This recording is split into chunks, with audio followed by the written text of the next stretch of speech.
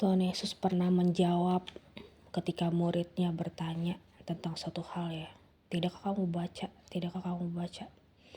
Terus di masa zaman yang sekarang aku secara mempelai aku bernama Setio Jaya. Saking sehari-harinya banget ngobrol sama Tuhan Yesus suamiku ya. Aku pernah nanya kalau omset penjual es doger berapa ya begini ya. Sebulannya seberapa? Bagiannya berekspresi gitu terus berkata mikir. Terus di kemudian hari aku pun dapat quotes dari Tuhannya langsung kepadaku. Kamu belajar sendiri dulu, nanti aku bekerja lewat situ. Aku pernah baca di Yesaya 49 ayat 16. Lihat aku telah melukiskan engkau di telapak tanganku, tembok-tembokmu tetap di ruang mataku. Ada juga aku udah search gitu di Google search menuliskan telapak tangan selain di ayat yang tadi mana lagi ya.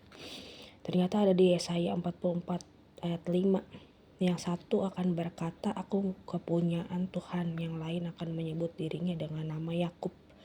Dan yang ketiga akan menuliskan pada tangannya kepunyaan Tuhan dan akan menggelari dirinya dengan nama Israel. Aku pernah belajar kuliah seperti kursus teologi, kan teman akrabku sekarang udah di surga ya. Nama julukannya Nijra, aku namanya sendiri. Sebenarnya dia namanya bukan itu, namanya Erafati. Dulu dia pernah cerita ke aku, udah sakramen tobat, jenis dosanya menyontek. Terus Romo bilang, hah? Bukan kayak gayanya Tesi ngomong. Itu mah dosa yang ringan sebaru gimana, udah dewasa ibu-ibu gini masih nyontek kenapa? Ya udah deh, ntar penitensinya aja kenapa? Waktu ngaku dosa juga katanya. Terus dia cerita ke aku begitu doang ya. Begitu menggugah imanku sekali, ada sesuatu gitu di balik kata menyontek. Kalau sehari-harinya kan bukan tergolong dosa berat atau dosa pokok ya. Tapi aku merenung lagi tentang kata belajar. Sehari-harinya kenapa dari TK, SD, SMP, SMA, kuliah sampai selama itu. Kalau dihitung berapa tahun manusia di dunia nyata. Setelah lulus dari pendidikan formal masih belajar terus di sekolah kehidupan sehari-hari gitu ya. Terus sudah kayak gitu aku mikir, nama ciptaannya, nama manusia ditulis di telapak tangan Tuhan. Mungkin sebenarnya baca firmannya tidak harafiah aja. Bukannya berarti semua nama dari segala zaman ada di satu telapak tangan kiri, telapak tangan kanan Tuhannya gitu. Tuhan kan pencipta kita. Bukannya Tuhan itu tidak mengingat nama ciptaan tiap pribadi orang-orang. Tuhan sendiri juga bukan berarti suka menyontek. Dia bukan Tuhan yang kurang pintar. Sebenarnya aku kan pernah ngeliat di alam roh Tuhan Yesusnya ada buku juga, buku pribadi yang tulisan catatan manusia nama ciptaannya supaya tidak ada yang terhilang pada zaman akhir, menjelang akhir zaman, supaya pada selamat. Intinya tidak ada yang terhilang. Menunjukkan juga sifat Tuhan yang teliti.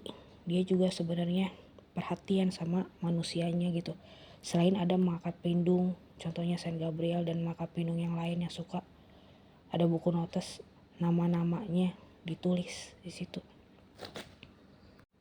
Ada firman lain tuh yang bilang janganlah bersukacita kalau misalnya roh-roh jahatnya itu bisa ditengking, bisa diusir daripadamu. Bersukacitalah jika namamu terdaftar di surga. Jadi sebenarnya kan ada ayat firman Tuhan tentang kata kitab kehidupan atau apa. Ya mungkin aja tuh di kitab salah satu di alam roh tuh banyak. Ada buku-buku juga seberapa. Sampai dengan pengadilan akhirnya itu ada sarana-sarana seperti kayak begitu. Yang digunakan Tuhan dan maka pelindungnya untuk membantu proses kinerjanya. Jadi sehari-hari kita punya konsep apa terhadap belajar atau kinerjanya sehari-hari setelah lulus pendidikan di sekolah, konsep kepemimpinan, konsep yang baik-baiknya apa. Semoga itu yang terbawa ke surganya. Kan katanya ada firman yang lain Matius 18 ayat 18, apa yang kau ikat di dunia akan terikat di surga, apa yang terikat di dunia akan terikat di surga, apa yang terlepas di bumi ini akan terlepas di surganya juga. Jadi kalau sehari-harinya menghafal di alam bawah sadar itu konsep apa? Misalnya aku lebih suka belajar yang baik-baik aja, bukannya ngandelin nyontek di teman gitu. Ya jadinya begitu pentingnya nilai-nilai kejujuran supaya nilai hasil ulangannya itu dipersembahkan sebagai korban syukur. Kalau misalnya anak SD, sekolah, anak-anak muda gitu, kan aku juga berusaha jadi guardian angel wannabe untuk melindungi anak muda. Sehari-harinya mempersembahkan persembahan bagi Tuhan. Kalau belum bisa kerja, cari uang sendiri kan. Nilai hasil ulangannya, jadi hasil ulangannya itu sebagai korban syukur, ucapan syukur bagi Tuhan.